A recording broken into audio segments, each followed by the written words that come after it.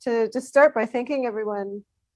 I wanted to start by thanking everyone for being here. I'm Beth Kagashal. I'm an assistant professor of Italian at Florida State University, and I am a very proud member of the Cosmopolitan Collective, under whose auspices we're gathered to celebrate the publication of this urgent and long overdue intervention on diversity in the field of Italian studies. And before I hand it over to my co-moderator, Adoyo, who's going to speak a little bit more about the conference that occasioned these essays that led to the publication of this volume, and who will introduce the three speakers who have prepared just very brief remarks to kind of kick off our conversation. I also just wanted to offer a few housekeeping notes before we get started. So first of all, I wanted to say this is hopefully the first of many conversations that we will have on the contributions of this volume. If you would like to stay involved, I wanted to invite you all to join the Cosmopolitan Collective. I'm going to post instructions for that in the chat, or maybe Alessia, if you have them handy and you can post them in the chat, but I have them, I can take care of it as soon as I'm done speaking. So if you do decide to join the Cosmopolitan Collective, we host conversations like this frequently. This is precisely our reason for being, and so I would heartily invite you to join us by signing on to the Google group. I'm also going to put in the chat a link, or maybe Alessia can, a link to order the volume that we are speaking about today, which can be purchased on the Calandra Institute's website. So I have the link handy, Alessia, if you don't. The contributors, as Alessia mentioned, have also been pinned so that they should appear, at least most of the contributors should appear on the first page of your gallery view. So if you set your view to gallery, you should be able to see a fair number of the contributors to the volume who will be speaking today. But we also invite everyone to turn their video on and participate in this conversation. If you choose to, it's beautiful to see faces, and it's beautiful to see living, moving faces where possible. So, join us by turning your video on. Obviously, there's no requirement to do so. Adoyo and I are going to moderate the conversation, but we also expect that it will come about organically. We've both prepared questions. In fact, I have tons of questions. But we also really want to hear from everyone here. And like I said, we have limited time. So I'm going to keep an eye on the chat. Feel free to pose questions there, and I'll make sure that I keep an eye on those. I also encourage you to raise your electronic hand by clicking on the bottom bar of the Zoom screen. There's the reactions button. Under that button, you should find a button that says raise hand. And you can also lower your hand there as well. Also on that bottom bar, while we're looking at it, I wanted to mention that there is a closed caption option. Should anyone choose to have closed captioning on, you just click the CC button that should appear on that bottom bar, on the bar at the bottom of the screen. The last thing that I want to say is, for those of you that do speak, I just wanted to remind of the collective's general guidelines for engagement, which include that you listen more than you speak in the conversation, and that to that effect, you wait after speaking until at least 3 other people have spoken before you chime back into the conversation. And then also that you're aware of others who haven't yet spoken and invite them to actively participate in the conversation. So at this point, I'm going to hand it over to Adoyo, who's going to tell us a little bit about the conference that occasions these papers, and who will give introductions of our three speakers, that are 3 kickoff speakers. Thank you so much, Beth, and thank you everyone for being here today. It's such a delight to see so many familiar faces, and I'm also seeing a lot of unfamiliar faces. So I hope that we have a chance to get to know each other over the next few months, years, what have you, in collaboration. Let me start by also sharing a link. I'm doing that right away because I see the link to the book is there, and the link that I've followed up on is the YouTube video playlist that contains all of the recorded interventions, that's an English word, presentations, all the recorded presentations at the conference, which took place in January 2019. And so please, you're welcome to bookmark that video link. Many of the contributions, in fact, the contributions that are in this volume were born of the presentations that were given at this conference. I think presenters had a chance to expand, modify, polish their written work for the published volume. I recommend both of them. Clearly, the volume is invaluable. The YouTube videos or the YouTube playlist has the added advantage of including presentations by presenters whose work did not appear in the volume for the simple reason that they made the choice, right? So people had different reasons, different circumstances for submitting the written work, and it was entirely up to the contributor. So both of them complement each other very well, and I invite you to take advantage of both. This conference that took place in 2019 was at the Calander Institute in New York, and it was hosted by our wonderful anfitrion, Anthony Tamburri, who took the trouble of inviting every single one of us who participated to come and take part in it. He was in turn inspired by a couple of really significant elements, which I think he's going to go into in greater detail, but let me preview the two of them. First was his own experience of years of working as an Italianist in different institutions and encountering, having a sense of that something was missing, right, in the approaches, in the experience, and even in the goals of the discipline. And that something might go under the umbrella label of diversity. One of my colleagues here, Kenyse Lyons, has the most beautiful way of summarizing what diversity means. Diversity being a concept that looks to variety of experience, variety of perspective, right? And so Anthony, for this particular, for largely driven by this experience of wanting to see more in and out of Italian studies, upon reading a piece that was written by Deborah Parker and published in Insider Education about this very problem, immediately got in touch with her, and they talked about bringing this conference together. I hope we have a link to Deborah's piece, so anybody who hasn't read it might get a chance to look at it. This was a piece, like I said, which those of us who saw it, I remember seeing it and being deeply moved by it, because the way it described the paucity, not just of diversity in Italian studies, but what Italian studies was missing by not having this diversity, really spoke to me. I responded to it. And so the combination of having Deborah's initiative and Anthony's encouragement, I too came to participate in this conference with much trepidation. Why trepidation? Because my own frustrations were with the hollowness of the idea of diversity and inclusion that I had experienced up to that point. When I went to that conference, my perspective changed entirely and completely. You need only look at the variety of titles and topics in this volume to get a sense of just how rich, and this being just a sample, just how rich the approaches in this conference were. So with that, let me introduce the three people that I just mentioned. Antonio is going to speak for a few minutes, and then I'll pass the word on to Deborah. And then finally, Kenyse Lyons, who's just like the most beautiful soul. Sorry, girl, I couldn't help myself. Is going to round us out before we go into talking to the other contributors in the volume, and then Beth and I will hopefully moderate questions and help encourage the conversation along. Antonio, please. Thank you. Thank you.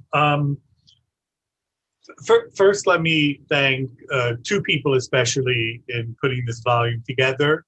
One is Sean Gibby, who is my co-editor, my colleague and friend here at the Calander Institute, and also co-editor. And also Lisa Cicchetti, So if you like the way the book looks from the point of view of copy editing, we need to thank both of them. They did more of the work than I did. If you like the aesthetics especially, we need to thank Lisa Cicchetti. So all of our books, I believe, look great, and this one is in company with those. I also want to let you know that the rest of the contributors that we will be having, Sean will be getting in touch with you. We'll be having smaller meetings that are more particular thematically so that we can get into greater detail about various aspects that are covered, various thematics that are covered in the book. I'm delighted to see a plethora of names that do not end in a vowel. That is so important for Italian studies because just historically, you know, before the great wave of immigration at the end of the 19th century, 1880, whatever, Italian was a cultural language in this country. People were translating Italian Dante, Petrarca left and right in the 19th century in this country. And unfortunately, and it has nothing to do with the people, but unfortunately with the great wave of immigration, it seemed Italian lost its cultural value, unfortunately. Has nothing to do with the people who came, has all to do, in my opinion, with the people who were already here and saw these immigrants in a certain light and forgot that there was this other thing called Italy with a capital C that is culture. And so that's why it's so important to see names that don't end in a vowel and to see people who are not by DNA necessarily Italian American or Italian by heritage. There were two things that pushed me, three, I guess I could say, that pushed me to organize this conference. One, my own experience going back. I was in graduate PhD work in the 1970s to give you an idea of how long I am in the tooth, as we say, number one. Number two, and what I saw back then. Think about the fact that something like semiotics, which was being promoted by someone named Umberto Eco, was not accepted within the general thing we called back then Italian studies, unless there was someone here or there who did it. But basically, you were told to tone down your theoretical introduction if you sent something off to a journal and they wanted to publish your piece. The other thing was, Deborah's article reminded me of something else that seems unrelated, but I think it's very much related. And that is, when I first read the article, I thought, wow. And then I thought, of course, just because of my own experience, having not seen the Deborah Parkers, et cetera, although I knew Deborah, we're not that far apart in PhD generation. So the other thing was, it reminded me, and what really sort of, one of the other things that brought it home was, as many of you know, I also do Italian American studies. And it reminded me of the resistance that Italian American studies has met and continues to meet in Italian studies. And it just brought further home even more strongly what Deborah was talking about. And so I just thought we had to do the conference. I got in touch with Deborah, and the rest is history, because here we are with close to 60 people and with a book that I think will, if it doesn't shake, or if it doesn't break, it will at least shake ground. And it is truly a communicative effort, a collaborative effort, and hopefully a communicative effort to those of us, me included, who are in positions of influence, if not positions of power. And I'll end there.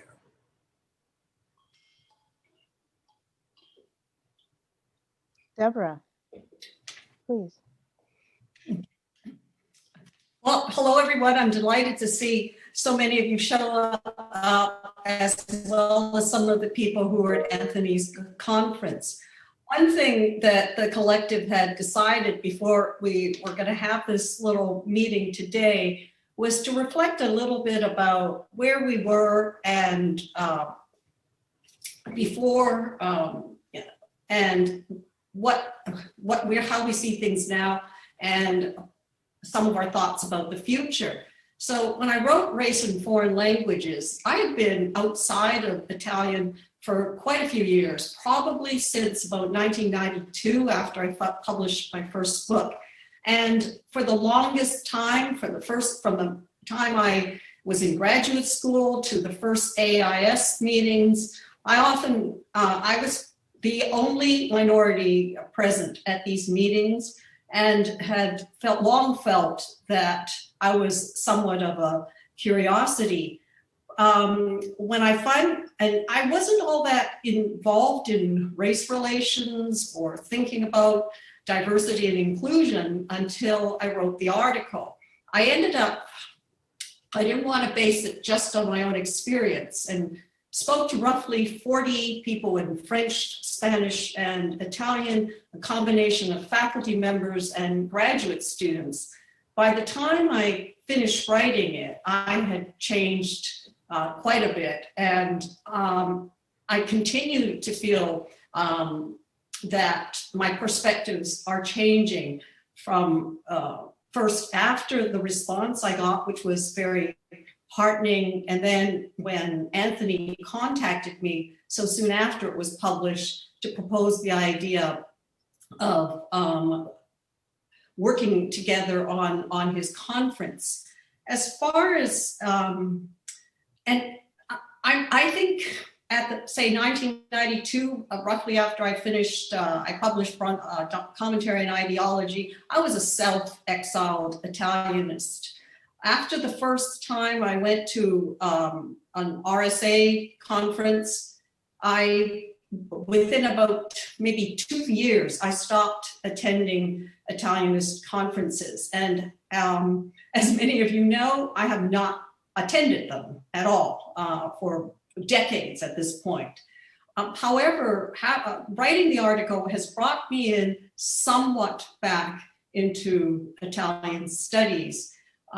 When we all met at the Calandra Institute, I saw then what I had never seen when I was attending AIS meetings, and it was then, and it continues to be, the most diverse group of people who have some interest in Italian studies that I've ever been in. And having now been a part of that group, this collective, for several months, since about maybe last summer, I continue to understand issues in a way that I hadn't before.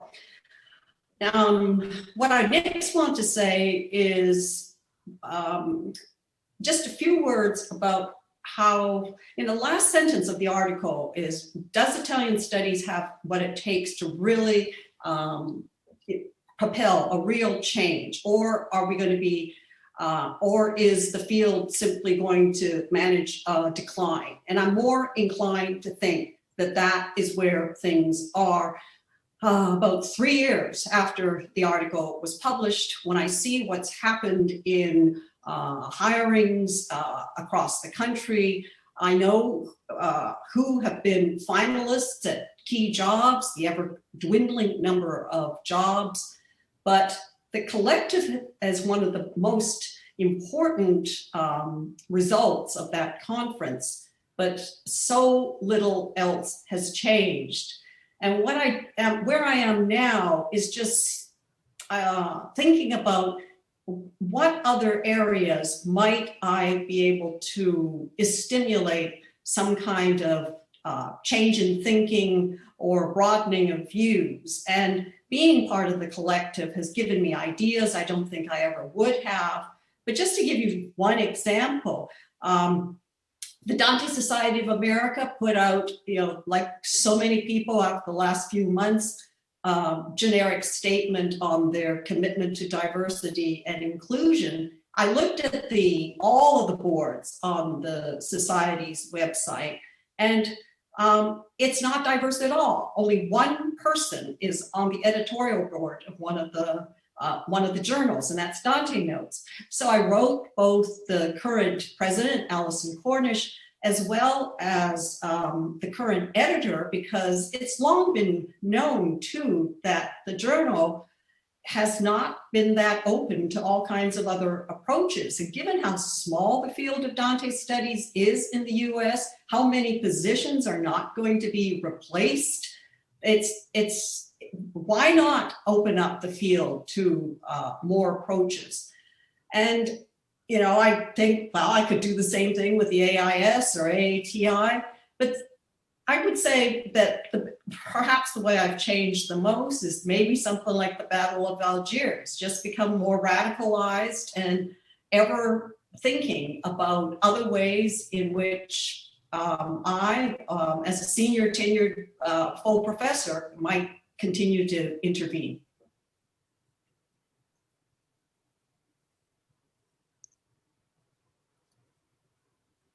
Thank you, Deborah. Kenyse, please.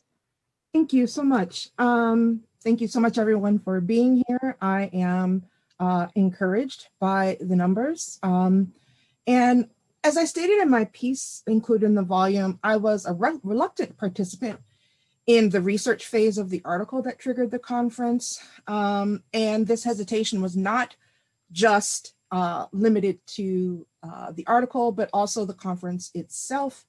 As I was making up my mind about whether or not to partake in the event dedicated to making room in the field, I was also struggling with the realization and kind of very difficult experience that I was trying to make room in a field that repeatedly told me in a variety of ways that there was no space for me. It's only in hindsight that I'm able to see the value of my participation in both the conference and the article, but also the subsequent publication and the volume we're here to discuss today. I did not leave Italian studies as I intended to as a result of this conference. And I also changed the texture of my research, expanding it to include not just issues of modernity, but also coloniality. More importantly, the kind of conference triggered a desire that the collective has added momentum to, a desire to cultivate a space in which others do not feel as if I felt as a graduate student and as I continue to do as an adjunct, and doing so via this collective. So the conference helped me to see, in fact, that there was room for me and my ideas, as well as those of scholars of diverse backgrounds, in which we all are in some way. And the conference was able to do this just by the virtue of existing and creating a space in which I could meet scholars of diverse backgrounds, scholars in the field whose skin was as brown as mine, but also scholars whose social identities intersected with my own in other ways. And maybe even a third aspect, the conference introduced me to aspects of Italian cultural experience that provided greater integrity to the image that is often unidimensional and the image that is presented in the quote unquote established canon. So that the experience I was first reluctant to participate in altered the trajectory of my intellectual pursuits, as well as radically reshaped my beliefs about my research's social impact. And that is the profound power of diversity, equity, and inclusion programming, and its ability to create an anti-discriminatory, pro-social equity spaces in which all people feel included. More importantly, all people feel as if they're able to cultivate a sense of belonging. And really that sense of belonging is the whole point. More than just belonging, it's also the belief as well that by existing in connection with a community that is open and inclusive, one can also productively contribute to it in the ways that they can and promote its well-being. And this volume, I think, is a very important step in that process. It might not be able to change the injustices of the world in which the Academy is situated and an important part of, but the volume can help the field of Italian studies from reflecting the injustices in ways that deny equitable and inclusive access to the life of the Italian mind that we are all here to cultivate in our own unique ways. Thank you. Thank you, Kenyse. That was beautiful.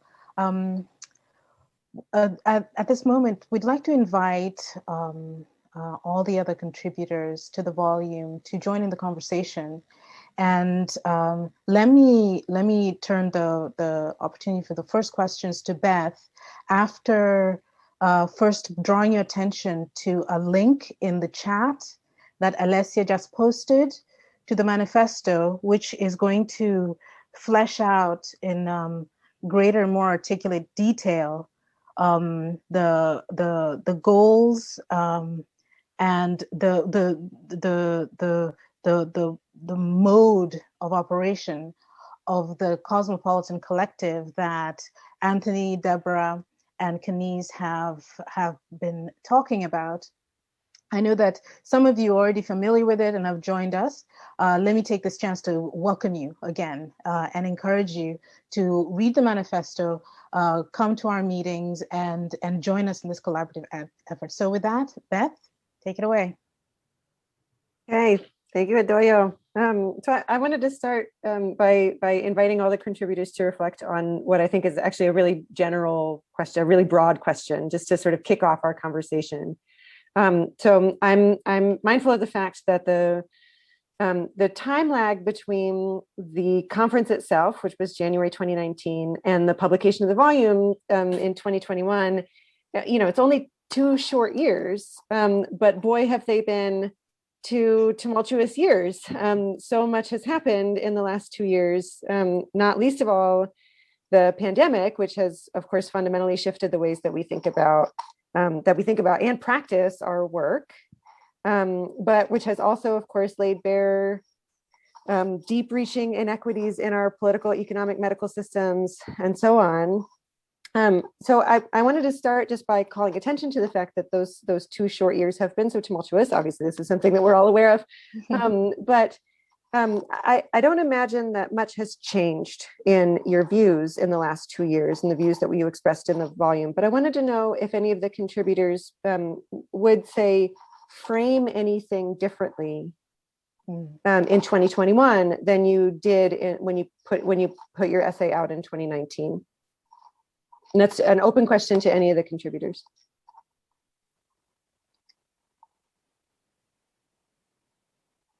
If I may, while people are contemplating, Vetri, please go on, and then I'll add my little piece later, please.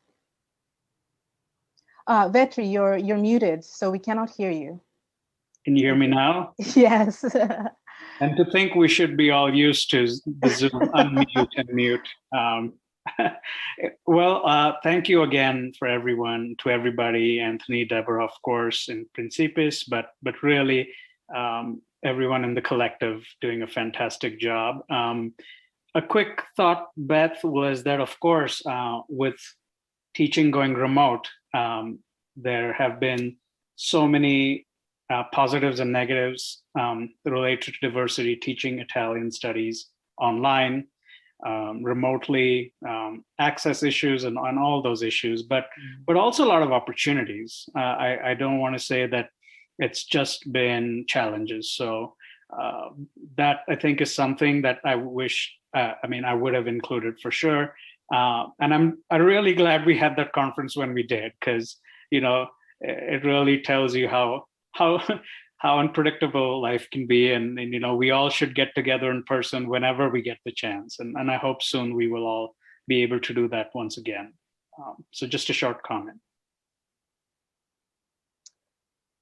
Among some of the other contributors we have present today are Akash and Alessia, as well as John, Kristi, Mark, Mary Ann, Nicolino, in addition to Anthony and Deborah. And so I'd like to invite any of you, if you would like to address Beth's question, which I think is a fantastic one. How would you reframe what you presented? Deanna, please. Hi, everybody. It's so great to see you.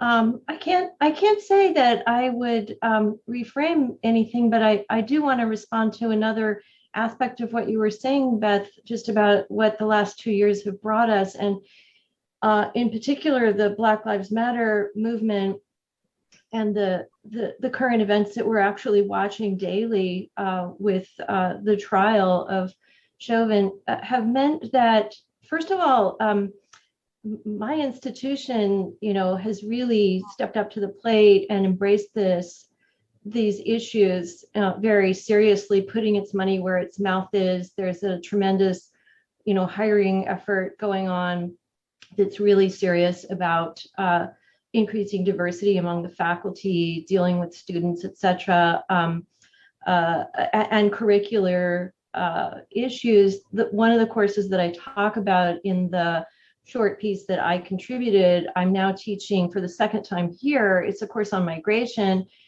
All of you know that that's not my area of research. So it's just something that I really felt I had to work up to teach for, because the questions are so urgent, and to raise the questions of racial diversity in Italy. If that course was, hit its mark the first time I taught it, teaching it again in a European context under lockdown last spring was incredibly powerful by comparison to the first Italian version that I taught in a situation of seemingly less urgency. And teaching it again now is again very different because of everything that happened last year with Black Lives Matter. Everybody in my class is totally on topic. This topic is with us. It is urgent for everyone, and it's a very diverse student body, but that matters a lot. But it also, I can't say that it's just the students who aren't white who are cued in and keyed in and very keen to talk about all these issues. So I don't know if that would be a different framing, but certainly I'm being reframed, and we've all been reframed. Thanks for the opportunity to meet. Thank you so much, Deanna. Thank you. I believe Alessia had raised her hand. Would you like to comment?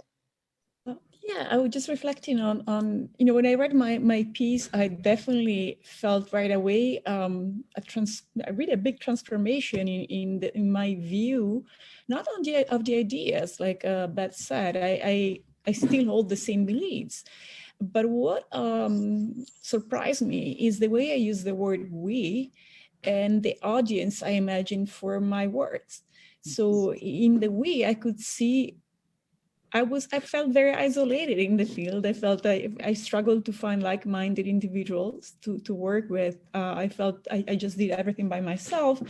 And I didn't imagine a we where we could have a diverse range of voices when we say professor of Italian. And now I do have colleagues that are so diverse, and I want to see more, obviously. This is not enough. But that enriched completely. It really shifted the way I use my voice for we as a field of Italian professors. And the second one was the audience, because I noticed I felt I was almost tiptoeing and tried not to use words that would offend too much people. And now I would feel way more comfortable using stronger words. There's a hint at colonialism that is like barely visible there.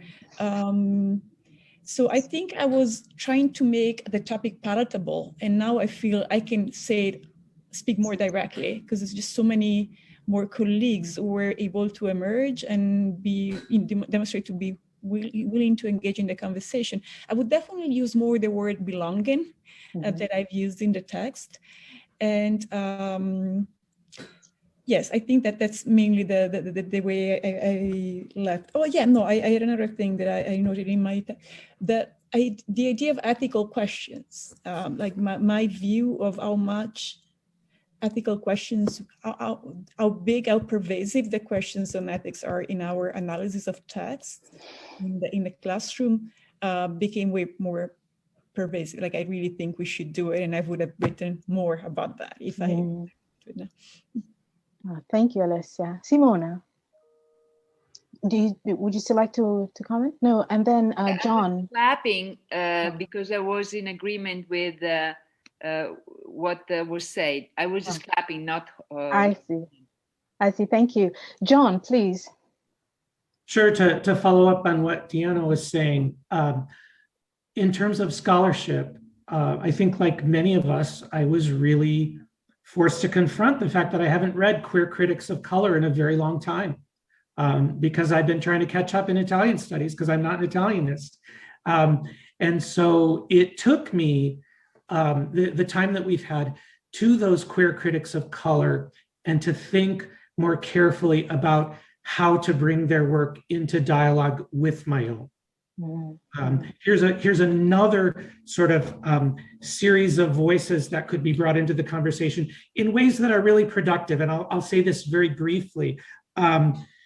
Critics of color have started to write about the co-articulation of whiteness and homosexuality at the turn of the century. And Italy has a really interesting part to play in this conversation, because Italy was one of the African places people went to become homosexual, if that makes sense. What I mean is that Northern Europeans came to Italy to become white and homosexual at the same time, right? Sicily in particular is in this really interesting liminal space. So in terms of reframing, I would want to deal more overtly with questions of race and thinking in more interesting and complicated ways about how there might be a conversation between queer critics of color and Italianists.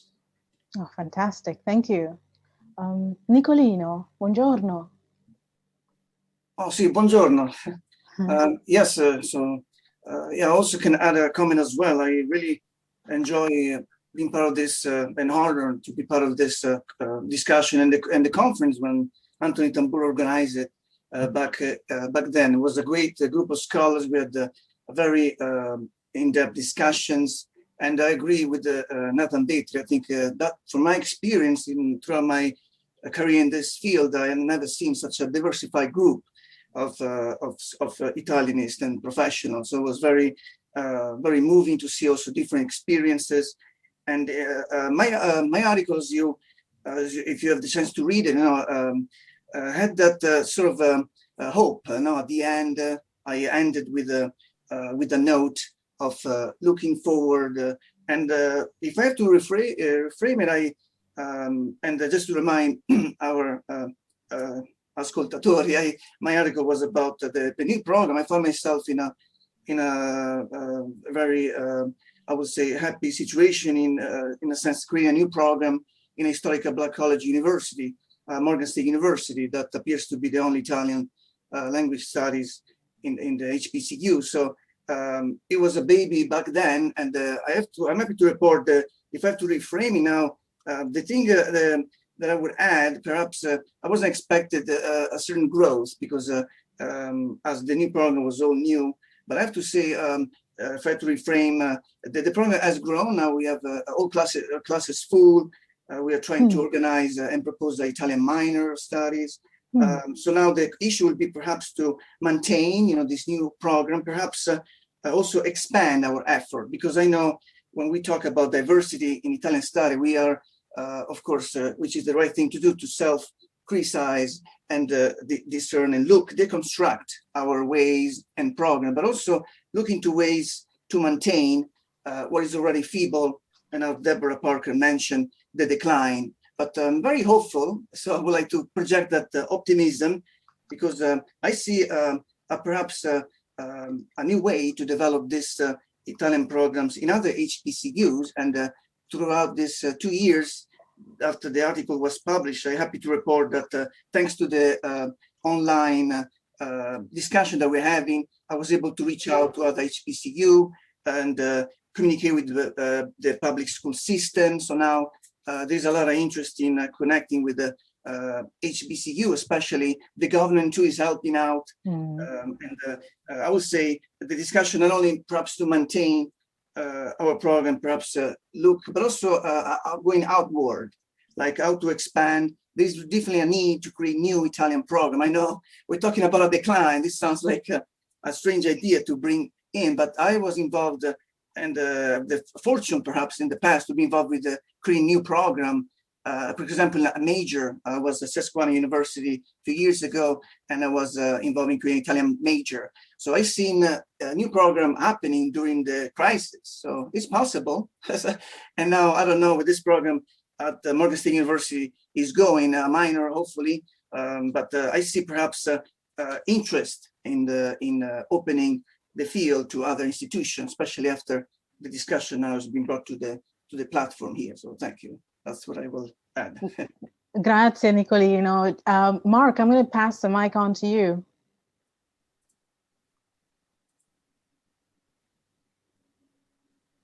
Unmute. Is Mark still here? No, he has to unmute. Oh, yeah. Sorry about that. Beginner's mistake there.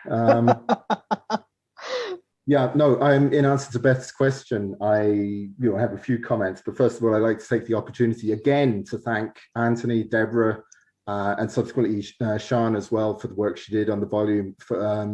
Thank you for that opportunity. Thank you for the symposium. In my contribution, both at the symposium and in the volume, I take what for me is possibly, I don't know, maybe people who know me might say that's not the case, but I took an unusually upbeat approach to the topic, and I talked about the what can be done, what we are doing, and I think what is being done certainly in a lot of the curricula that I see. There is a lot of diversity in the curriculum. And I think that is the very positive message that I was trying to convey. But it's also it also was also something which, in working on it, it made me realize just how much is possible. And I think one of the very positive things in the symposium was that sort of sense of yes, we've witnessed, we've experienced, and some more than others, injustice. But I think it was a very energizing experience. And in the introduction to my piece, I talk about the very mixed emotions that I felt during the days we were in New York together. And I think, talking about mixed emotions, looking back now 2 years later, 2 and a bit years later, I think those mixed emotions would be intensified in a way. I think in some ways it's been a very positive experience, and I think if I just mention a couple of things without going into too much detail, what I see as positive and negative. Here in a very much smaller constituency, I'm working in Ireland, but our institution in ways is associated with the Society for Italian Studies, which is the society for Britain and Ireland. We have a very much smaller constitution.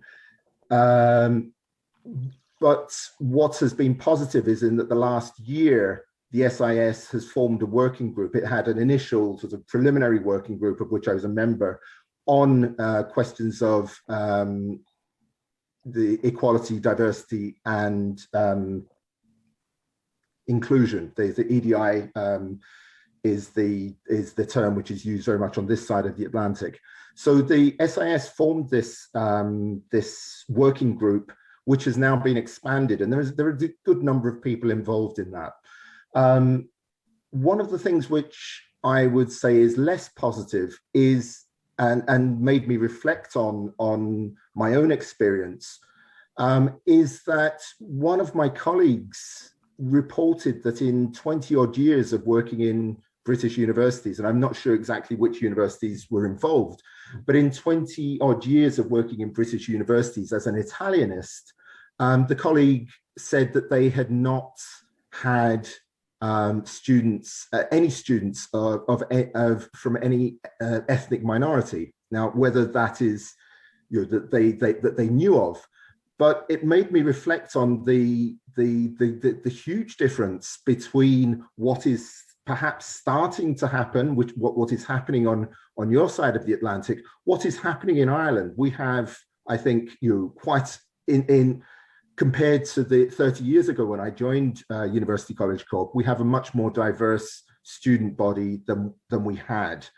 And that's in Italian studies I'm talking about. We've had numerous students, Asian students, African students. We have a very large number of students of Eastern European origin, and the diversity is increasing. We have, within the program of which I'm a director, the BA World Languages, in recent years, we have had two students who have, transgender students, who have been facilitated in the university in their change, in their decision, and that I see as positive.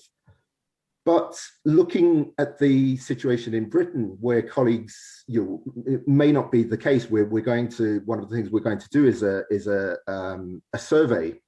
But just hearing one colleague say that in over 20 years they have not had students of ethnic minorities, I found severely depressing. I graduated with my BA in 1982, and I would have thought, I haven't lived in Britain since 1985, but I would have thought, given the diversity of British society, that there might have been some change in the, what are we talking about, the nearly 40 years since I graduated. But to hear that that is not the case is quite depressing. In terms of faculty, there is still very, very little ethnic diversity. There are changes in other aspects, and our symposium covered diversity on a much wider range of diversity. So I don't want to restrict the discussion only to ethnicity. But in Britain and in Ireland, there is still virtually no diversity in the faculty of in Italian studies, and that for me is again a note which is somewhat discouraging. I still feel like, I suppose I could call myself the elephant in the room. I feel the outsider. I feel myself what Deborah was describing as the novelty in the room to some extent, even though I have, that's not to speak to suggest that my colleagues in any way make me feel different. But there is a difference, as many of you will know, there is a difference about being accepted, and it's something quite different to feel that there are other people like you in the room. There are two different things there. So that's that's one of the more negative notes. In terms of curriculum, I spoke, and my paper in the volume are about the possibilities for normalizing diversity in the curriculum. And I do think that a lot of colleagues in Britain, in Ireland, and as well in North America, are working to decolonize the curriculum, to make the curriculum more diverse.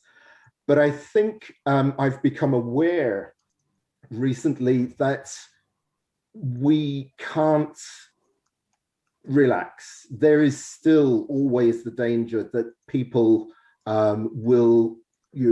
there is still the thought in some people's mind that this might not be proper Italian studies. And I think we have to be on our guard, and not when we're talking amongst people who think like we do, that the battle in terms of diversifying the curriculum is won. There are still, I think there are still perhaps and hopefully a minority, but there are still people who have a more conservative view of the curriculum. And I think we have to be aware of that, because the danger in this virtual room in which we are now, is that we might sort of think some of the work is done. So that's one of the things I'd say.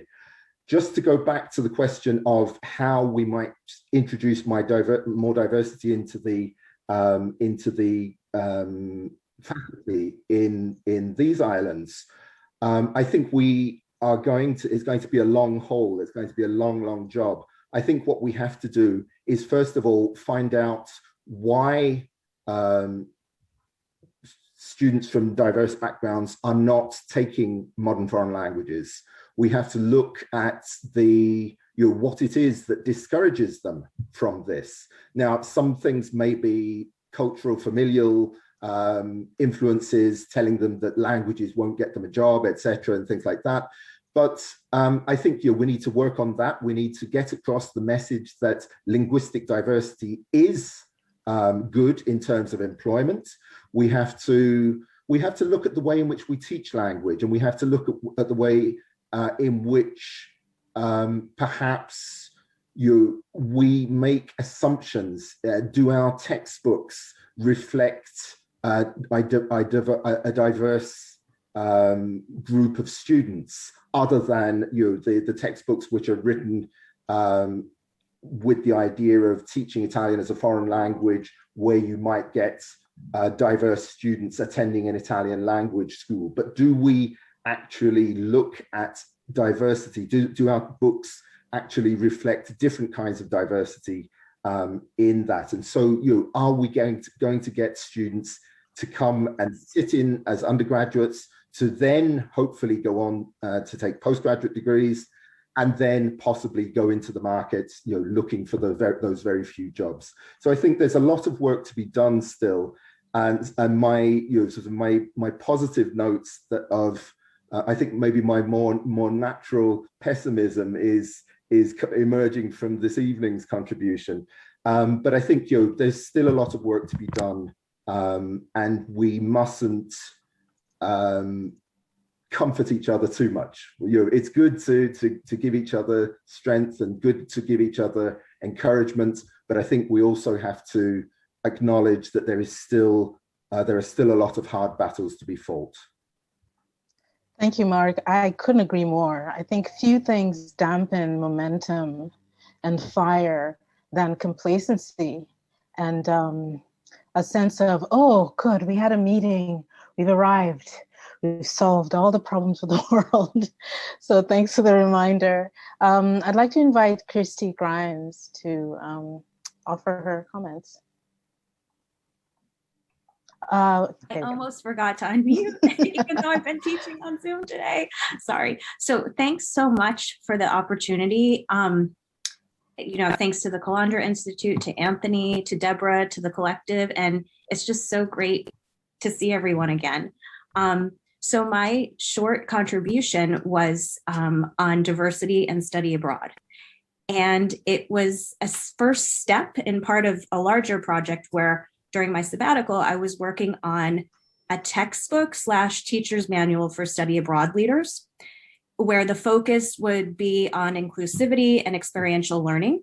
So, because if we think about, just as there's a canonical notion of literature, there's a sort of canonical notion of study abroad in Italy, right? And it's time for that to change, both in terms of who goes abroad, right?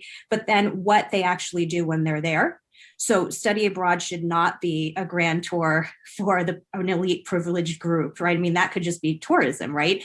And how can we ensure that all communities are participate more in study abroad. Part of that, to pick up on what Mark just said, it's so important to study and collect data and understand what discourages certain communities from participating in studying abroad, and how can we change that? We need to look into this. So I was thinking about, and was in the process of writing this sort of book / manual about how to move away from tourism consumption and beyond observing, right, to how to create sort of experiential learning units for students so that they have meaningful interactions with varieties of Italian identities, right? Where students are integrated into the language and culture, and so that the language being spoken isn't just transactional, right? It's not just about a transaction.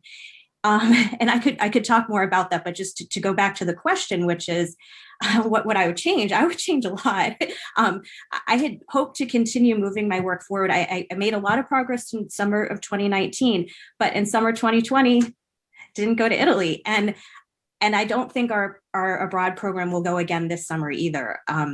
They haven't officially made the call, but that's what I'm imagining. So I had been thinking about the book as a field guide for instructors on ground, like in Rome, let's say. But during the pandemic year, I've been thinking a lot about virtual study abroad and how that, in fact, could be a way to be more inclusive and to make it more accessible. But I'm just starting to wrap my head around it. I'm starting, to do the research and imagine what virtual study abroad could and might look like. So I would have maybe added a bit about that, and I'm interested in the concept of virtual study abroad and how it could open doors up maybe for some communities that have not been participating. So anyway, thanks for the question. Thank you, Kristi. Marianne, please. Hi, everyone, and I echo everyone in their thanks. So one response to Mark's comments, I don't know if you all saw Judith Butler's piece about, and I'm just going to call it up here, The Humanities in American Life, a survey of the public's attitudes and engagement. And Judith Butler also talks in the President's column of one of our latest MLA newsletters. And she notes that Black, Latinx, and Asian Americans, and here I'm quoting her, are substantially more likely than white Americans to believe it important that young people learn languages other than English, end quote. And she goes on to say that Latinx and Black Americans are, quote, nearly 3 times as likely to have frequently attended poetry, literature readings, and other literary events as white Americans, and the youngest adults, ages 18 to 29, are more than twice as likely as those 45 years and older, end quote. So I would look at that as a way for us to promote the study of languages and literature, especially to certain populations that are less represented in our classrooms. I mean, maybe that's like a positive point to echo, Mark's kind of the beginning of his question. I work, as many of you know, I'm finishing a book on China and Italy, and I'm very aware, as someone who participates in diversity, equity, and inclusion discussions on my campus, about the tensions also between what has happened and how what has happened to Asian Americans in our country, and how there's a tension about whether, why there isn't the same type of response, a public response, at least in the university community, to the atrocities that have been occurring lately. So when you look at Italy, I mean, Italy has well, there's a plethora of situations in which we see that tension between Italians and especially the Chinese migrant community there. So I guess I would say that I would continue to listen to others and consider other the diverse populations, but also I'm encouraged by the possibility of reaching communities and teaching them about Italian culture. Thank you, Marianne. Would you be able to share a link to the article that you were referring to, Butler's article? Is it online? I'll try to do that. I'm not all that creative. If you just copy the address and post it into the chat for everyone, I think we'll be able to access it that way. Okay. I want to take a chance to invite Beth to maybe move the conversation forward with more questions with different perspectives. Yeah, thanks, Adoyo. I thank you so much for all of you for these comments. And one of the things that that came up, I think, a lot in the comments that you just shared, but also in the essays in the volume, is about the role of larger institutions in this work and in DEI initiatives. And I don't mean the administrators at our own particular institutions. I'm really thinking about like the big national associations. So the AISs and the ATIs and Marianne was just talking about the MLA, especially the regional MLAs like NEMLA and so on. Deborah has talked about these Italian institutions as being much more closed and much less inviting than, say, an institution like the RSA, the Renaissance Society of America, where she found a home, a much more welcoming home. So I'm wondering, like institutions, it seems to me, are obviously critical for providing backing and legitimacy to the kind of work that we're interested in doing, the kind of work that DEI initiatives want to put forth. But I think institutions also, obviously institutions also fall back on habits. They fall back on habits like gatekeeping, marginalization, replicating existing power structures, and so on. So I'm wondering if the panelists think that we, how you think we can best use these institutions to help us to advocate for diversity, hybridity, queering, other terms that we have used or that have been used by the panelists in the volume to talk about the kinds of advocacy that we should be doing. Do you think that advocacy, that kind of advocacy, is possible within institutions, or do you think it is best that we're better off going it alone, that we're better off, using structures like the Cosmopolitan Collective, which is meant to be organic and de-institutional? I don't know if any of our colleagues have thoughts about that. Well, I'll go ahead and start since I'm the AATI president. Please. And before I became the AATI president, we created DITIS, right? Diversity, Transformation, and Italian Studies. And, I did not know at the time I would be, AATI president, but part of our mentality with the founders of that group is, yes, when you're president of an association of 1,000 members, right, you have to somehow represent all 1,000 people. And even when we put out certain statements as the AATI, we have to get approval from the Executive Council. And I can promise you, and Anthony's been on those discussions, I think only Anthony that I see right now, but sometimes we have to brawl a little bit about how advocacy-like we can be in some of these talks and some of these statements. So the idea of DITIS was to keep the two separate. Now, AATI is creating a diversity and equity group, and we also are going to be promoting different things, slowly but surely. But it's definitely a very much a different process, right? And I'm sure it'll have a different focus than the collective does, than DITIS does. Even between the two organizations, we both have we're all fighting for the same things, but in different manners and in different approaches.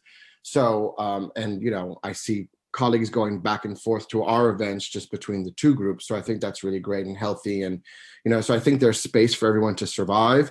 We also, as you know, are looking for a new editor of Italica. And hopefully that new editor, Michael Lettieri, has been doing an amazing job, and you only can, we talk at least every 2 to 3 weeks. You only can publish stuff that does, pass the 2 blind peer reviewed process. And, so it does have issues even finding pedagogy pieces, not to mention certain types of pedagogy pieces sometimes. So I am happy to say that in the next volume, we have the LGBTQ flag on the front cover. There's one piece on queering an Italian American pedagogy class. So it's not a lot, but I think we're moving in the right direction. There'll be, he is actually against the concept of having dedicated volumes, but there's a group of folks who are working on a couple of articles on Black Lives Matter in Italy.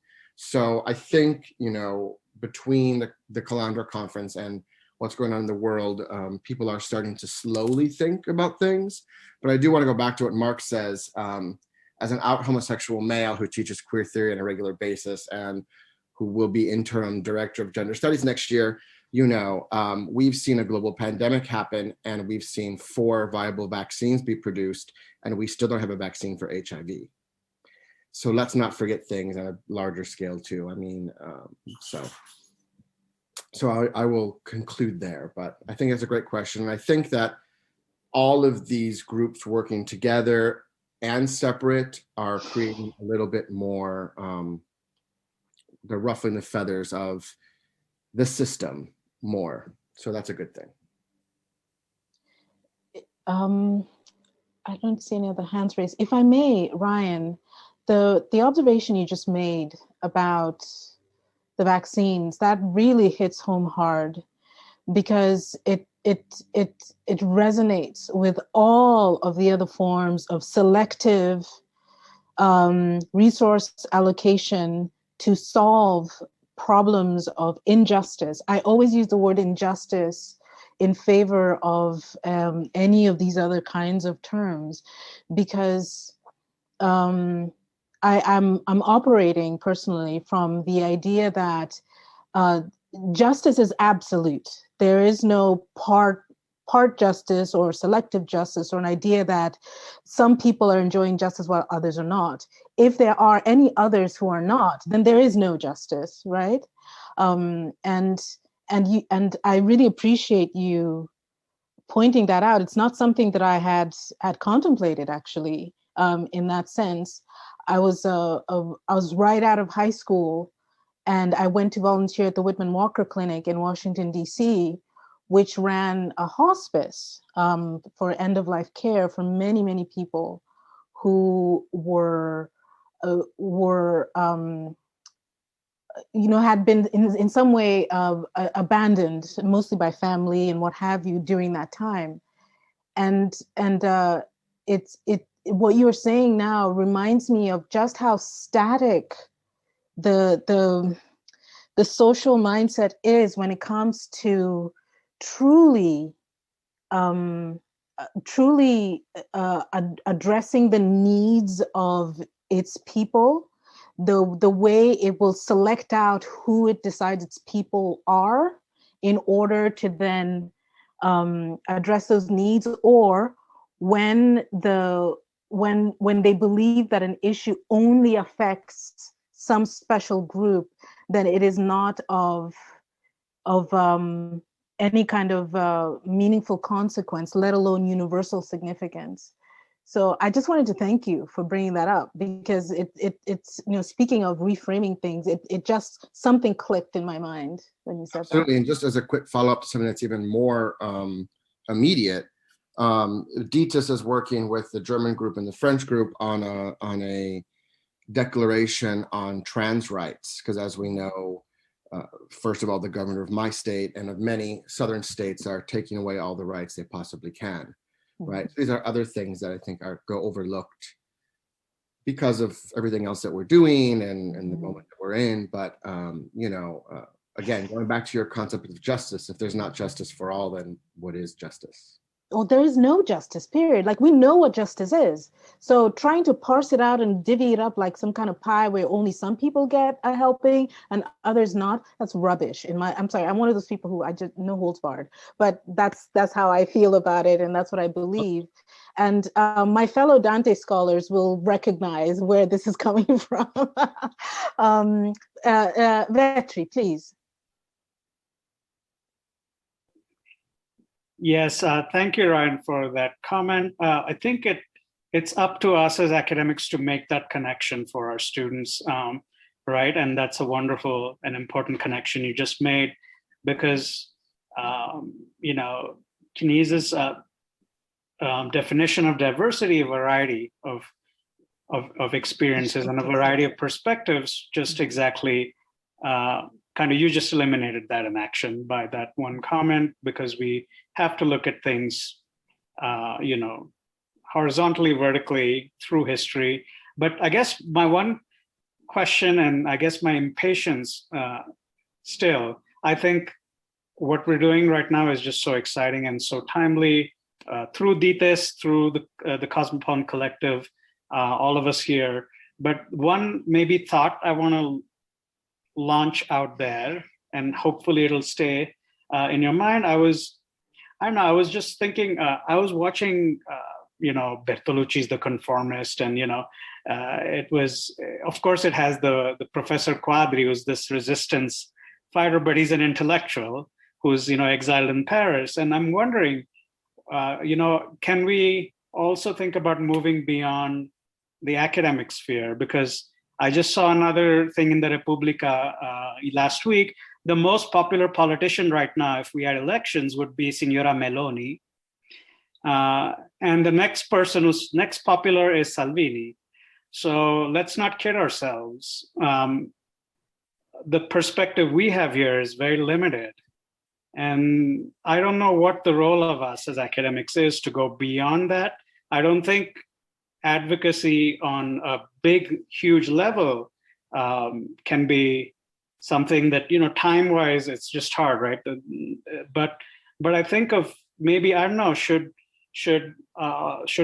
us as a collective approach a bigger forum such as the Repubblica and say, oh, can we have a column dedicated to diversity? And I'm just really thinking huge, but something that has a big popular outreach to, and it could be a contribution for Italian studies to what's happening in Italy, because we seem to be reacting rather than being proactive only, right? And the situation in Italy for people who look different or who are different between their legs in terms of, what they are, or there's so many of these issues that are so pressing and just so immediate. So that's a question I want to launch, un poco una provocazione, but I'm wondering if that can be a conversation the collective and DTIS and all of us have. How can we as a group, and it's interesting how much privilege we have as mostly American scholars, that kind of a bit of a neo-colonial aspect still is there, but can we use that power and privilege as Italianisti d'America speaking about Italy, talking back and saying, what the hell is going on in this country, even after all these, changes, the pandemic, it has exposed so many things, but it's gotten worse, actually. So, basta, finisco. Grazie, Vetri. John, please. I think that's really important, but I also want to remember about taking care of our own house, right? Gayatri Spivak in particular is always reminding us to take care of our own house. To return to Beth's question about our role, whether we should work in the institution or go it alone, well, all of us have institutional positions, right? Everyone in this room can review the work of those of us who are cultural minorities, right? Can invite us to speak, to forego asking Stephen Gundel yet again to give a speech, a keynote address. And I'm just using Stephen as an example. But, if you don't intervene in the institution on that level, it's the earlier point I had raised about citational practices. If you continue to read the same people, if you continue to cite the same people, if you continue to invite the same people to give keynotes, if you continue to review the same people's books, nothing is going to change. And I hope that doesn't sound careerist, but I would really love it if someone would review my queer work. Thank you, John. Before I call on Alessia, I'm wondering if any of the other speakers that we have, any of the other attendees would like to respond to what, the conversation so far, because I know Beth was very conscientious about emphasizing the importance of listening. And I think that this meeting is exemplary of that. We have dozens of people listening closely. And I know that we would love to hear what some of your reflections might be before we continue. And yes, please, please take all the liberty to use the electronic hand raiser, or just let us know. So if we can take a breath maybe, and if anyone needs to screw up some courage. All right, Alessia, I'm gonna call on you. So I just want to follow up on the question whether we should work within the institutions, and also to John's remarks. And my point is to pay attention not just to the content, but also to the process and the way the structure functions, because that's where white supremacy is embedded. So when we think that, for example, of the economy of citations, we don't want to replace people who are cited, but I think it's a good question to ask ourselves, why do we have this type of economy? What are alternative ways that we can establish to create a different type of intellectual environment, where the belonging comes from the genuine intellectual conversation, and not by these hierarchical systems that inherently, you can just change the people who get there, but because of the structure itself, will never lead to justice. The same goes for whether we should work within the institution or outside the institutions. I agree with Ryan. It's nice to have this multivocal approach and having so many groups that are working toward the same goals. And I also agree with you that we have different focuses or foci in our goals. But we need also something else, to question the way we organize work, like when the decision-making process, or for example, why do we establish a rule where you can just respond directly to somebody who asks you something, to engage in a very open listening modality with what is being said at the table. So I think sometimes professional institutions, as much as the institutions where we work, preclude this type of conversation for the structure they force on the intellectual dialogue.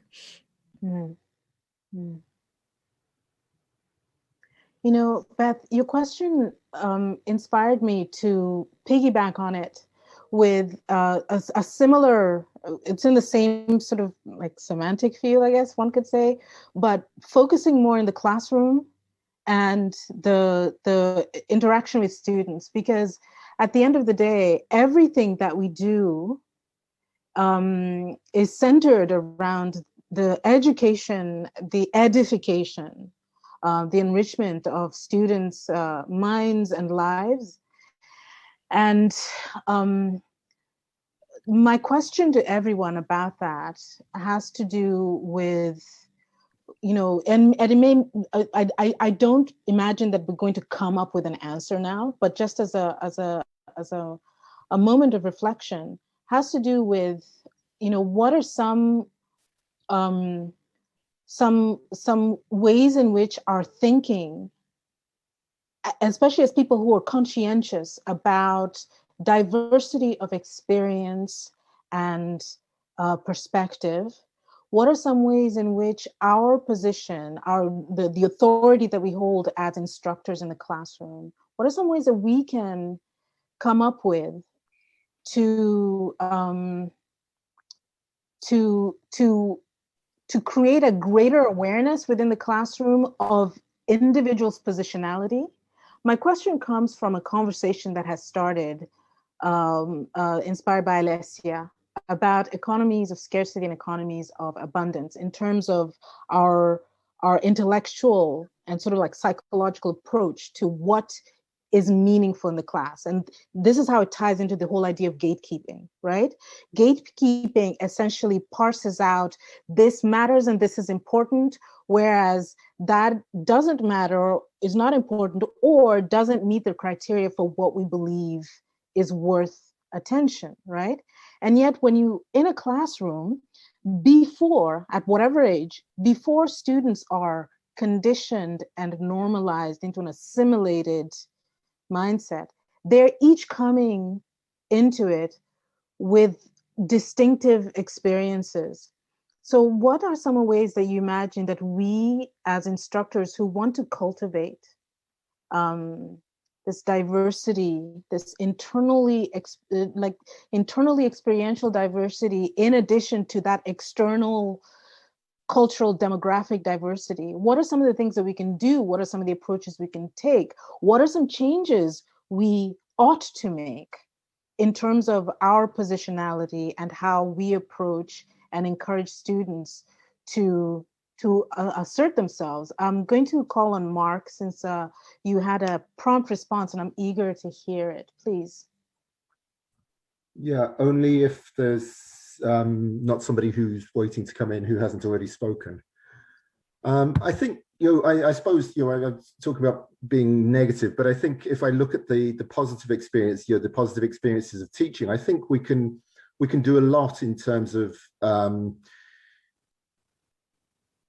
getting students to reflect on their privilege, getting students to reflect on the society around us. One of the courses which I teach actually with Sylvia, who's in the meeting as well, is a final year option for students in the BA World Languages. So we have students from across a whole series of language departments, and we teach a course on language and power. And we look at language and race, language and gender, language and othering, etc. And this is, I think, Sylvia might want to say some more about this. This is one of the most rewarding teaching experiences that we have, that I've had in 30 years. But it's one of the most gratifying courses, because students come back a year, 2 years later after graduating and email us and say that this was the course that they enjoyed the most, they got the most benefit from, and that they still think about, and they ask questions, they go on to do. I had a student the other day, just 2 days ago, I think it was, who's doing a master's in Irish studies, so not an Italianist at all, but a master's in Irish, and looking for further bibliography on questions of othering, etc., which she's using to apply to her study of medieval Irish literature. So we have ways of reaching students, which are so exciting. And I was thinking earlier on, and I didn't mention it, so I got sort of distracted by other things, but we have so many opportunities. I've seen in some of the chats as well, Akash was talking about Salvini in a Dante class and so on. All these, I think I don't think we are diluting or corrupting the pure literary studies or whatever by introducing these very topical events into our teaching. Just today's Thursday, yesterday, I was teaching the first years, and we were looking at extracts from Lettere dal CIE, the letters from the Centro di Identificazione ed Espulsione, by Mario Badagliacca. And it seemed to me, it wasn't just an opportunity, but for me, it was essential that I should talk to the students about the morning's news headlines. I don't know if you've heard that Ireland has added the USA, Italy, France to the list of countries for which visitors from which are now forced to go into quarantine for 12 or 14 days on arriving in Ireland. And this, interestingly, these privileged, largely white travelers are challenging the constitutionality of the temporary, the 12-day mandatory hotel quarantining. And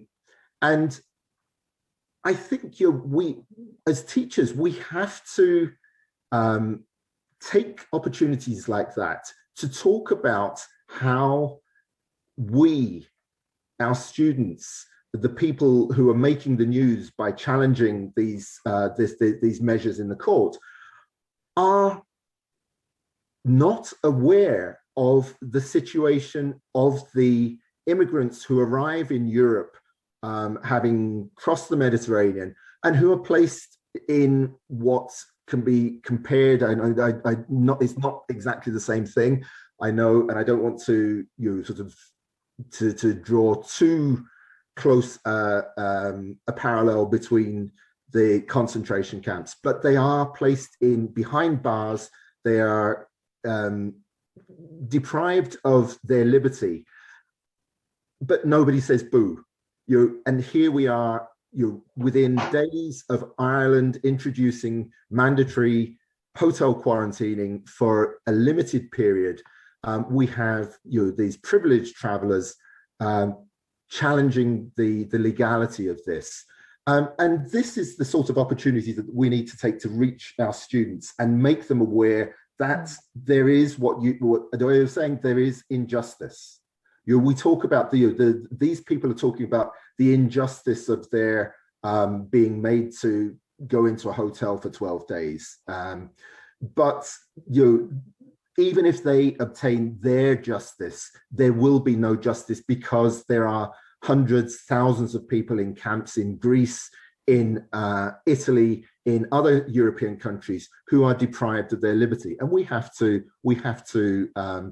make our students aware of this. Sorry about the rant, people. No, fantastico. I love it. I live for this. Nicolino.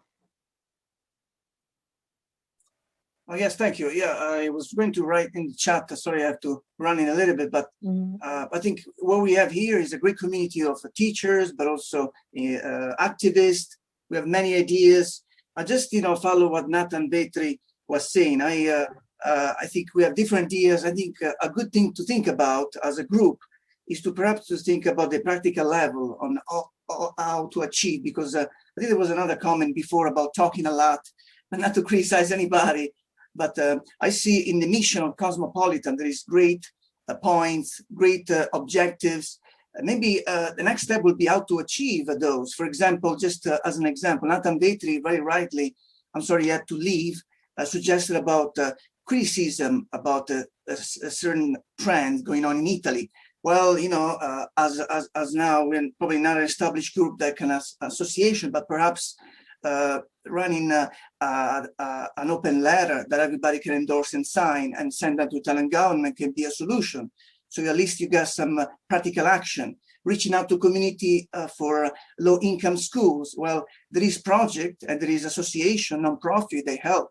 So some of us can work in different states in achieving that by reaching out to this non-profit organization. Tenure track position for minority. Well, again, reaching out with a letter to committee members endorsed by other established scholars to support tenure track scholars hiring. So I'm just suggesting the next step, because it's great to talk, but I think sometimes we may go in different direction, and our strengths and effort may get diluted if perhaps we may think about the practical approach, because I thought also Cosmopolitan had some great ideas, but perhaps what should be also discussed is perhaps a task force or committee groups, not to divide the effort, but at least to think about perhaps achieving, because advocacy is great, but I think also practicality, but that's just throwing in there as a thought, following on Nathan Vetri as well, that I think he also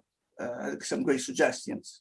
I know you have to leave, but I think maybe if we can have a conversation, especially with Alessia, because Alessia has this wonderful sort of institutional vision and memory that I think addresses, or at least speaks to, that very concern. There's some things in the work for the Cosmopolitan Collective, but I'm going to draw attention back to this specific volume and invite Kenyse to offer some comments, and then Anthony after that. Thank you.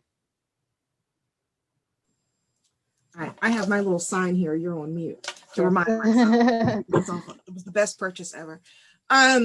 So I think much has been said between what I initially triggered my comment and what I want to say. So just give me 2 seconds to organize my thoughts. I do want to return to a point that Vetri made about the classroom and maybe the ways in which there are, well, the academy, let me not say the classroom.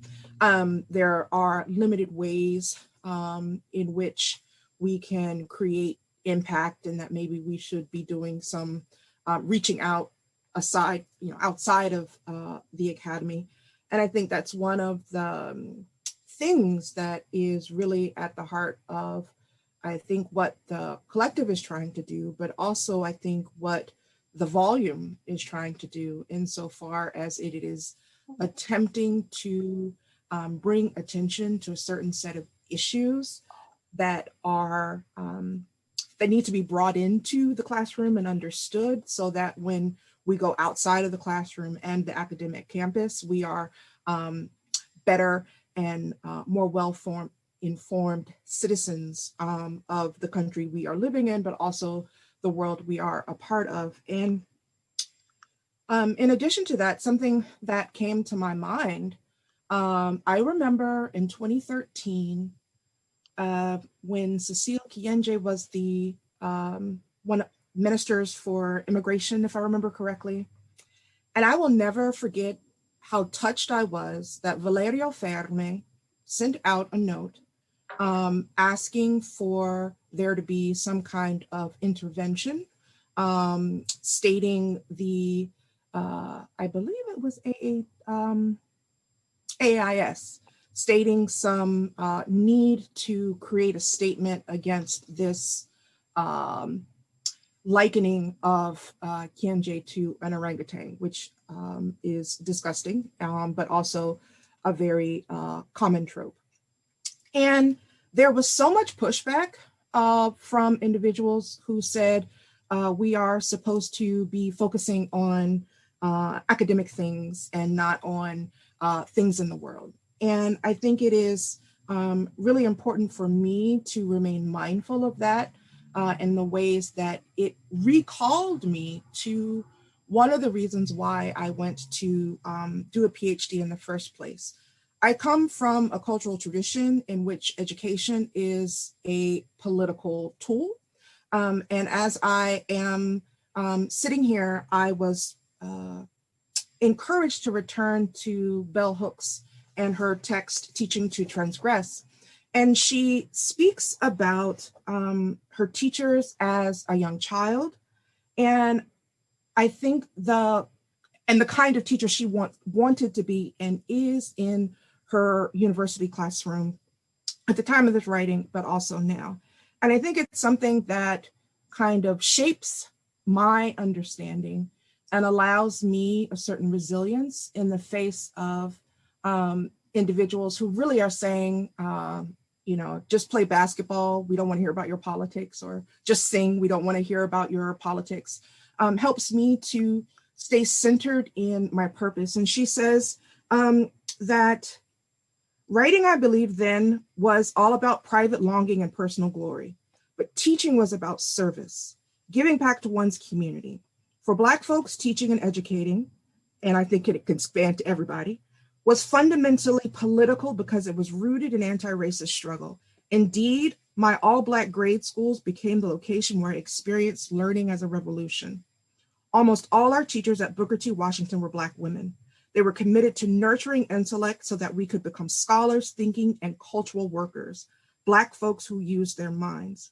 We learned early that our devotion to learning, to life of the mind, was a counter-hegemonic act, a fundamental way to resist every strategy of white racist colonization. Though they did not define these practices in theoretical terms, my teachers were enacting a revolutionary pedagogy of resistance that was profoundly anti-colonial. And I think that that is something that we can think about as we are trying to articulate our impact and create our programming, is that by virtue of this work being in the space of the academy does not mean that it is disconnected from the world. And if we see pedagogical practice, but also the ways in which we interact in our research with other scholars in Italian studies and outside of the field, we actually are having a very profound impact at the grassroots level that by including something in a newspaper might not have, given the kind of social dynamics and access about who gets to read that newspaper. So that's just something that we can keep in mind. The last thing I think I do want to say is we do have one of our founding members, Alessandro Giammai, who wrote an article in La Repubblica about Murgia and the debates that are going on around her critique of a general and the kind of pushback that she's receiving. So I am in the process of trying to find that article, but I do think that there are scholars in this field, in this collective and not, who are attempting to situate themselves in a variety of spaces so that this impact that we have is intellectual and not just academic. Thank you, Kenyse. And with that, I think we're winding down, and I'd like to invite Beth once again to bring us home. I have posted in the last few entries to the chat the links that kept coming up in the conversation. If you want to save and refer them, bookmark them, I think they're going to be available later as well. But let me end my part of this by thanking you all for being here, for being with us for the entire presentation. And most especially, I'd like to thank the contributors to the volume for being present, for preparing their work and making it available, and especially to the editors of the volume. Thank you very much. Beth. I have little to add to that. Adoyo was and especially Kenyse, but both already been so eloquent, and I want to allow their words to conclude. I know that I want to invite Anthony to say some last remarks as one of the editors of the volume and the convener of the conference. Anthony, will you bring us home? I'll do my best, and I'll try to do it on a positive note, though I'm going to say something that some people might find critical. I think it's important to see also who is not here. And who is not here, or who are not here, are numerous directors of Italian programs, and especially at the graduate level, and especially the doctoral level. There were two that I recognized, and I was happy to see them. And they had to leave. So we need to be more vigilant in that sense. But I want to end sort of invoking our dear late friend Robert Viscusi, and I was reminded of him and of the things he said at the very beginning when he founded the Italian American Writers Association. And these comments came home right in the last 15 minutes by what John said, and that is, Robert said that he had founded the Italian American Writers Association, and in so doing, we have to keep three things in common. I mean, in the front of our brain. One, we need to read each other, and that, of course, goes home to what John said about not inviting the same old people. Number one, who might not be us. Number two, let's review each other's work and make sure it gets out there reviewed. He also said, write or be written. So let us indeed write about when we think we can. And I realize not everybody might be in the position to do so, that we indeed think about articulating in writing in certain venues who we are. And third, buy each other's books. So if we do publish a book, go out and buy it and be supportive. And let me close by thanking, for this collective to have continued. There are 4 or 5 people. One always risks omitting someone. And please, if I do omit you, I really apologize. I don't have a text in front of me. But first and foremost, Alessia has kept this thing going. She has been the one who sends out the emails and got the Google page up, etc. And I also need to recognize Beth and Catherine and also Simona. The four of them have stepped up, and I know they mentioned me a couple. I'm always got the excuses of why I can't, and they're always there. So we really need to keep that in mind. I'm delighted that from this conference, 2 groups were born, and it's wonderful to see it. They are of different nature, but they are of a common cause, and we cannot lose the sight of common cause. That is the most important. And so with that, I just want to thank everybody for doing what you do, for having done what you did to get this conference up, to get the volume published, and we shall continue. Thank you. Thank you. Yes. Thank you. Grazie, Antonio. Thank you, everyone. Thank you. Adoya, I'm reminded that at the beginning you suggested that at some point we all collectively unmute, and maybe this is a good moment for those of us who are here. Feel free to unmute yourselves and applaud. And thank you so much to the Thank you all so much, the contributors. Yes. Thank you. Mille grazie, mille grazie. Fantastico.